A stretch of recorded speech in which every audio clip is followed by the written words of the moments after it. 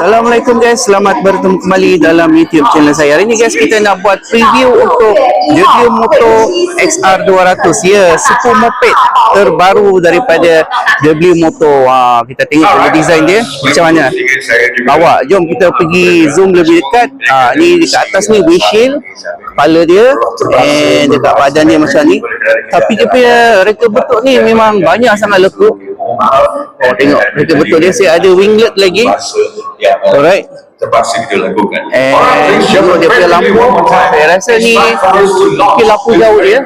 Siap ada dashcam kamera guys. And then dekat depan dia menggunakan teleskop report. Dekat bahagian sisi dia pun cantik guys. Macam kacuk-kacuk motor super moped yang lain sikit-sikit pun ada. Alright, kita tengok design sisi dia. Kita nak tengok dekat belakang dia macam ni. Lawa juga dekat belakang dia. Exhaust dia biasa saja. Alright. So design keseluruhan dia macam ni. Lawa juga lah guys. Okay. So dekat depan dia menggunakan single disc port caliper, ada ABS. Dekat bahagian belakang dia menggunakan single disc single port caliper. Yang menarik dekat sini meter dia. Meter dia menggunakan meter digital.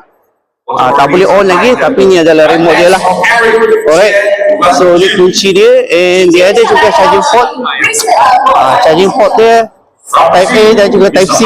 Dan yang menariknya dia terus datang dengan bakul sekali dengan ini dia. Kalau letak phone korang, kalau korang charge, boleh letak phone korang charge macam ni, and boleh tutup.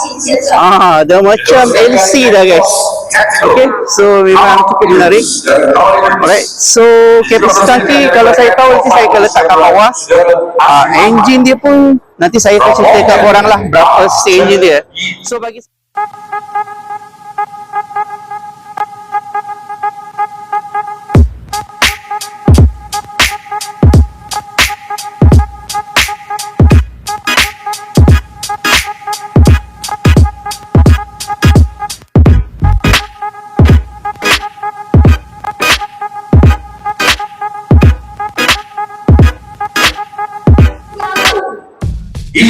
bagi saya ini adalah satu lagi tawaran yang menarik daripada WD Moto untuk bersaing dalam kelas super moped dia. Jadi apa pendapat korang pasal motor ni?